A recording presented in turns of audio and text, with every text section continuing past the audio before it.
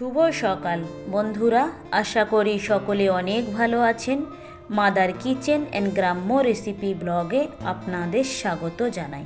বরাবরের মতো আজও একটা নতুন ভিডিও নিয়ে হাজির হয়েছি আপনাদের সামনে। ফুলকপিটা লবণ দিয়ে আমি সিদ্ধ করে নিচ্ছি। এখানে ময়দাতে আমি কালা জিরে আর লবণ দিয়েছি, আর উষ্ণ গরম ডালডা আমি ময়দাতে দিয়ে মাখিয়ে নিচ্ছি। ঠিক যখন দেখবেন এরকম একটা দলা পাকিয়ে গিয়েছে, তখনই বুঝবেন যে আপনার সিঙাড়া করার জন্য, খাস্তা বা মচমচে হওয়ার জন্য ঘির পরিমাণ বা ডালডার পরিমাণটা পারফেক্ট হয়েছে। গরম জল দিয়ে এরকম শক্ত করে একটা ডো আমি তৈরি করে নিয়েছি। এবারে আমি সিঙাড়াতে খাওয়ার জন্য একটু চাটনি তৈরি করছি পাকা তেঁতুল দিয়ে। তেঁতুলটাতে আমি অল্প জল দিয়ে গুলিয়ে নিয়েছি। সরিষার তেল দিয়েছি কড়াতে, দিয়ে একটু পাঁচ ফোড়ন আর আদা কুচি দিয়ে ওই তেঁতুলের কাতটা দিয়ে দিয়েছি। এখানে আমি লবণ দিয়েছি আর বিট লবণও দিয়েছি। ঝাল ঝাল হওয়ার জন্য একটু লঙ্কার গুঁড়ো দিয়েছি, দিয়ে একটু নাড়াচাড়া করে নিচ্ছি। যে যেমনভাবে টকটা খাবেন বা চাটনিটা খাবেন, সে তার পরিমাণ অনুযায়ী চিনি দেবেন।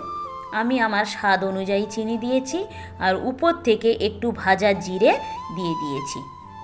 একেবারেই তৈরি হয়ে গিয়েছে সিঙাড়া দিয়ে খাওয়ার জন্য চাটনিটা।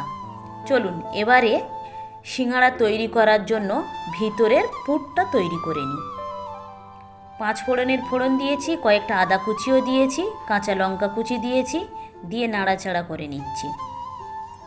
এবারে আমি খানিকটা মটরশুঁটি দিয়েছি, আপনারা চাইলে নাও দিতে পারেন। প্রথমেই যে ফুলকপিগুলো আমি লবণ দিয়ে সিদ্ধ করেছিলাম, সেই ফুলকপিগুলো দিয়ে দিয়েছি। লঙ্কা গুঁড়ো, হলুদ গুঁড়ো আর আরেকটু অল্প করে আমি লবণ দিয়েছি। অল্প একটু জল দিয়ে দিয়েছি, দিয়ে একটু নাড়াচাড়া করে নিয়েছি।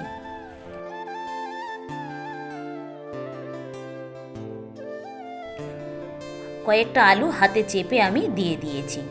উপর থেকে কয়েকটা ভাজা জিরে মরিচের গুঁড়ো দিয়েছি, খানিকটা বাদাম দিয়েছি, দিয়ে আবার একটু নাড়াচাড়া করে একেবারেই আমার সিঙাড়ার পুরটা রেডি হয়ে গিয়েছে। অবশ্যই সিঙাড়া তৈরি করার জন্য আপনারা যে ডোটা তৈরি করবেন একটু শক্ত করে রাখবেন। আর আমি এটাকে একটু লম্বা করে বেলেছি, কারণ এটাকে মাঝখান থেকে দুটো ভাগে ভাগ করে নেব বলে। নিশ্চয়ই আপনারা দেখেই বুঝতে পাচ্ছেন।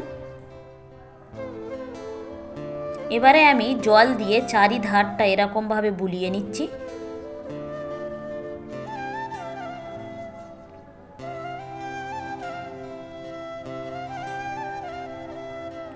ঠিক এরকমভাবে আপনারাও মুড়বেন, ওই কোণটা একটু চেপে দেবেন, দিয়ে এটাকে এরকম ভিতর থেকে হাত দিয়ে একটু এরকমভাবে চেপে চেপে দেবেন। এটা নিশ্চয়ই আপনারা দেখেই বুঝতে পারবেন। এবারে আমি সেই সিঙাড়ার ভিতরে যে পুরটা দেব, সেইটা দিয়ে ভালো করে হাত দিয়ে চেপে চেপে অল্প একটু জল লাগিয়ে ওই সাইডে একটু এরকম চেপে নেবেন, মুড়ে দুমড়ে ভাঁজ করে নেবেন, নিয়ে তারপরে এটাকে দুটো মুখ একসঙ্গে করে জুড়ে দেবেন। ব্যাস, আমার একটা সিঙাড়া রেডি হয়ে গিয়েছে। ঠিক এইভাবে অন্য সিঙাড়াগুলো আমি তৈরি করে নিচ্ছি।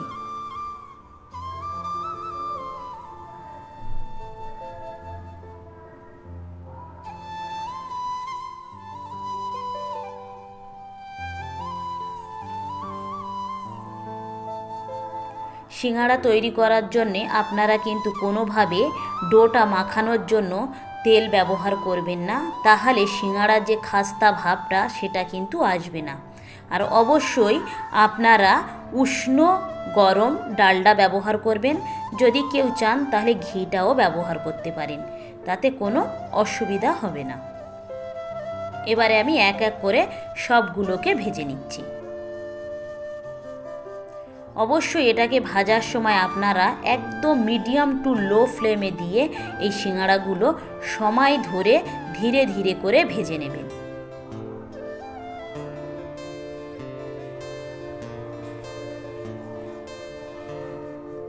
আমার ভাজা হয়ে গিয়েছে, তাই আমি তুলে নিচ্ছি। এক এক করে সবগুলোকে আমি এইভাবে ভেজে নিয়েছি।